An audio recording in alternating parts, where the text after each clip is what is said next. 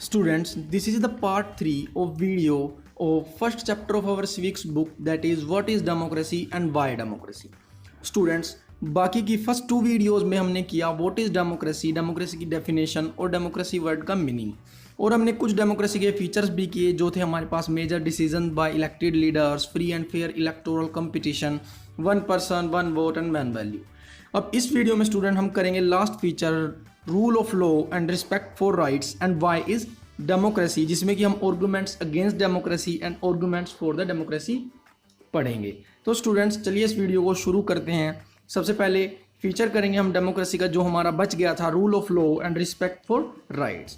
So let's start it students. Students, this is the fourth feature and the last feature of democracy that is given in our chapter in our book. So student, let's start it. The state should respect some basic rights of the citizens. अब student state से यहाँ पर मतलब है country से, कहने का मतलब ये हुआ कि जो कोई भी कंट्री है वो डेमोक्रेटिक अगर कंट्री है तो उसको अपने सिटीजन्स के जो भी राइट्स हैं, ये जो भी लॉज उसने अपने सिटीजन्स के लिए बनाई है उसकी रिस्पेक्ट करनी चाहिए। People should free to think, to have opinion, to express their views in public, to form association, to protest। अब जो लोग हैं वो फ्री होने चाहिए कि वो कुछ भी सोचें, उनके कोई भी ओपिनियन है उनको एक्सप्रेस करें, अपने व्यूज़ को एक्सप्रेस करें पब्लिक में, वो कोई भी एसोसिएशन बनाएं, ट्रेड यूनियन, किसी भी तरह की कोई यूनियन बनाएं या कहीं पर भी वो प्रोटेस्ट कर सकें।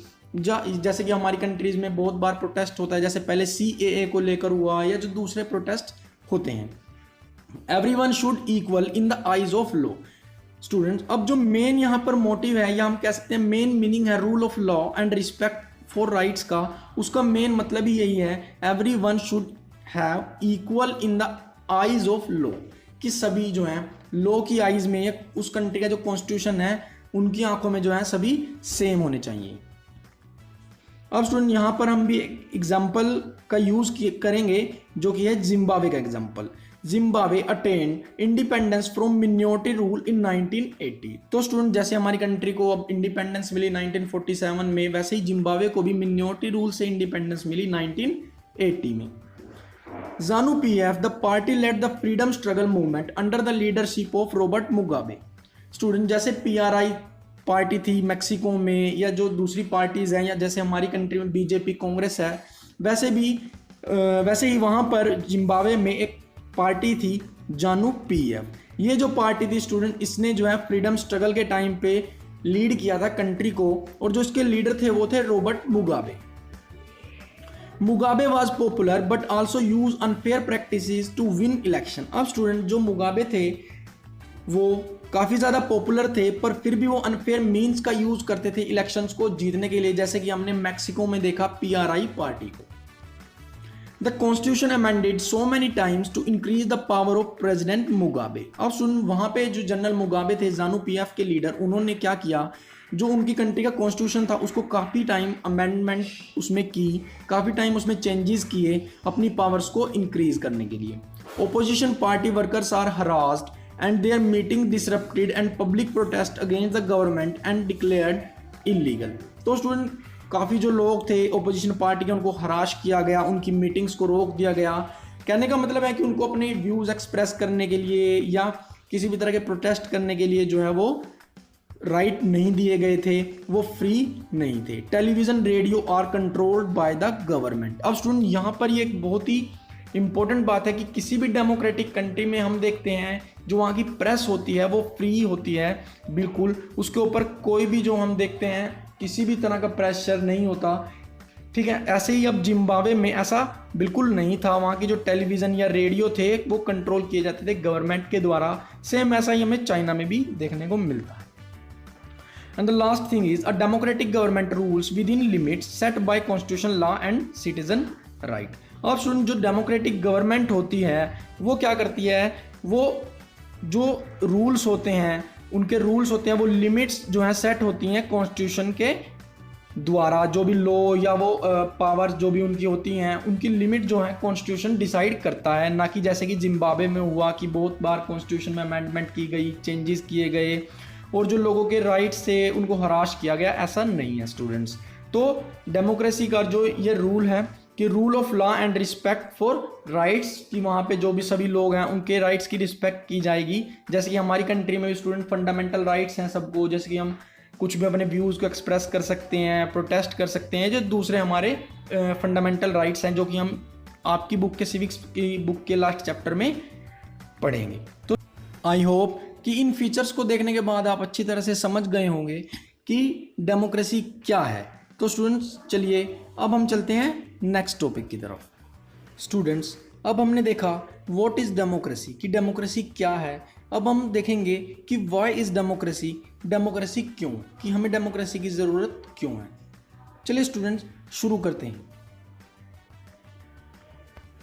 स्टूडेंट्स तो सबसे पहले इस टॉपिक में हम देखेंगे arguments for democracy and in the favour of democracy. तो सबसे पहले है democratic government is better government because it is more accountable form of government. अब स्टूडेंट जो डेमोक्रेटिक गवर्नमेंट है वो मोर अकाउंटेबल है, हम कह सकते हैं कि वो मोर आंसरेबल गवर्नमेंट है कंपैरेटिवली टू डिक्टेटरशिप गवर्नमेंट और any other government.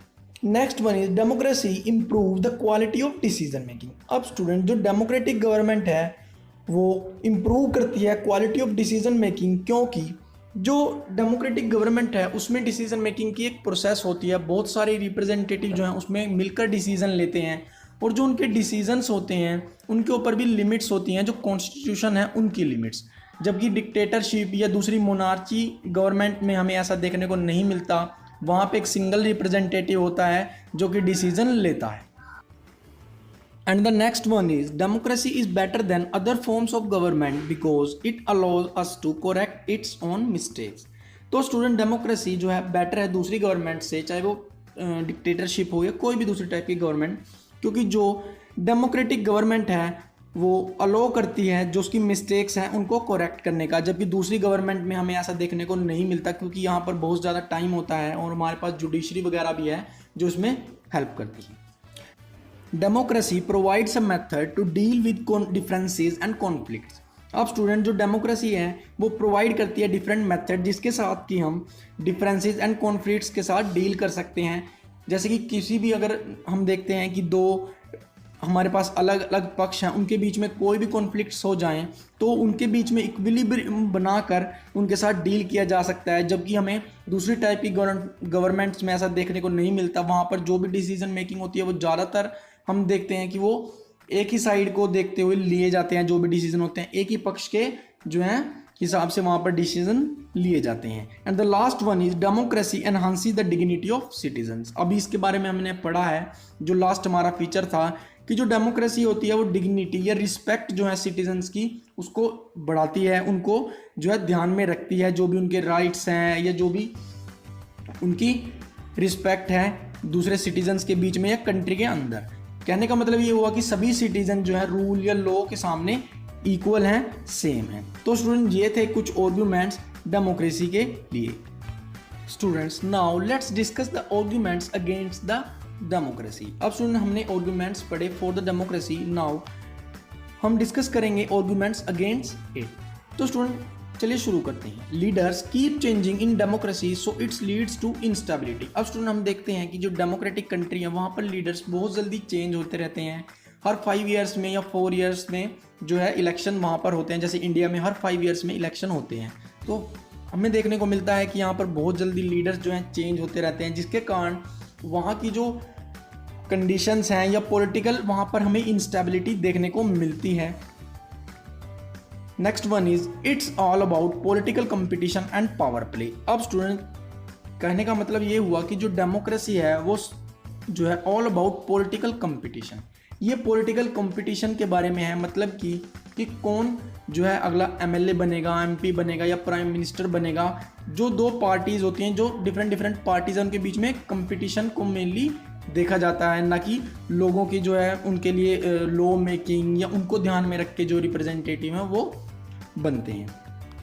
And the next one is many people have to consulted in democracy that leads to delay. अब स्टूडेंट हम देखते हैं, जैसे कि हमने पहले भी देखा कि डेमोक्रेटिक कंट्री में अगर कोई भी डिसीजन लिया जाता है तो उसकी एक पूरी प्रोसेस होती है, उसमें बहुत सारे रिप्रेजेंटेटिव मिलकर पार्टिसिपेशन करते हैं और उसके ऊपर काफ़ी बहस वगैरह होती है। जैसे कि हम देखते हैं लोकसभा या राज्यसभा में कोई भी बिल वगैरह पास होता है, पर इसकी एक कमी है स्टूडेंट्स कि इसमें बहुत ज़्यादा डिले होता है, बहुत ज़्यादा टाइम लगता है, जबकि इतना टाइम या इतना डिले हमें डिक्टेटरशिप कंट्रीज़ में देखने को नहीं मिलता। वहाँ पे एक ही रिप्रेजेंटेटिव है और वो बहुत जल्दी वहाँ की जो है डिसीजन मेकिंग हो जाती है comparatively to democratic country. And the next one is elected leaders do not know the best interest of the people, so it leads to bad decision. अब स्टूडेंट ये आर्गुमेंट भी काफ़ी ज़्यादा इंपॉर्टेंट है कि जो इलेक्टेड मेंबर्स होते हैं या लीडर्स होते हैं वो लोगों के बेस्ट इंटरेस्ट को समझ नहीं पाते, जिसके कारण जो है it leads to bad decisions. कई बार हम देखते हैं कि कुछ ऐसी पॉलिसीज़ गवर्नमेंट बना देती है या कुछ ऐसे डिसीजंस ले लेती है जिससे कि जो लोगों को काफ़ी परेशानी होती है। कुछ लोगों को ऐसा नहीं है कि उससे फ़ायदा नहीं होता, कुछ लोगों को उससे फ़ायदा भी होता है, पर जो है वो लोगों के जो है बेस्ट इंटरेस्ट को नहीं समझ पाते। कई बार हमें ऐसा देखने को मिलता है। It's based on electoral competition, so it leads to corruption. अब स्टूडेंट हम देखते हैं कि डेमोक्रेटिक कंट्री में इलेक्शंस होते हैं और उन्हीं की हेल्प से जो है हमें लीडर्स सिलेक्ट करते हैं। तो ये हमें देखने को मिलता है कि इलेक्शन में काफ़ी ज़्यादा करप्शन होता है। हमें ऐसा हर डेमोक्रेसी में लगभग देखने को मिलता है, जैसे कि हमारी कंट्री में भी हमें कई बार जो इलेक्शंस के टाइम पे न्यूज़ सुनने को मिलती है करप्शन के बारे में और इन सब चीज़ों के बारे में। And the last one is ordinary people do not know what is good for them, so they are unable to decide what is good and bad. अब स्टूडेंट बहुत सारे ऑर्डिनरी पीपल होते हैं जो काफ़ी ज़्यादा एजुकेटेड नहीं होते, जिनको काफ़ी ज़्यादा पॉलिटिकली नॉलेज नहीं होती, वो ये डिसीज़न ले नहीं पाते कि उनके लिए क्या अच्छा है और क्या बुरा है। तो स्टूडेंट ये थे कुछ आर्ग्यूमेंट्स अगेंस्ट द डेमोक्रेसी। ये था स्टूडेंट्स की डेमोक्रेसी हमारे लिए क्यों ज़रूरी है, क्यों हमें डेमोक्रेसी चाहिए। अगर स्टूडेंट बहुत सारे हमने आर्ग्यूमेंट्स पढ़े अगेंस्ट द डेमोक्रेसी, पर जो आर्ग्यूमेंट्स थे फॉर द डेमोक्रेसी मुझे लगता है कि वो भारी पड़ते हैं इन सब आर्ग्यूमेंट्स के ऊपर जो कि डेमोक्रेसी के अगेंस्ट में है। स्टूडेंट्स ये वीडियो यहीं पर थी, बाकी का जो हम लास्ट पार्ट है चैप्टर का broader meaning of the democracy वो हम करेंगे नेक्स्ट एंड फोर्थ वीडियो में। So students, stay home, stay safe.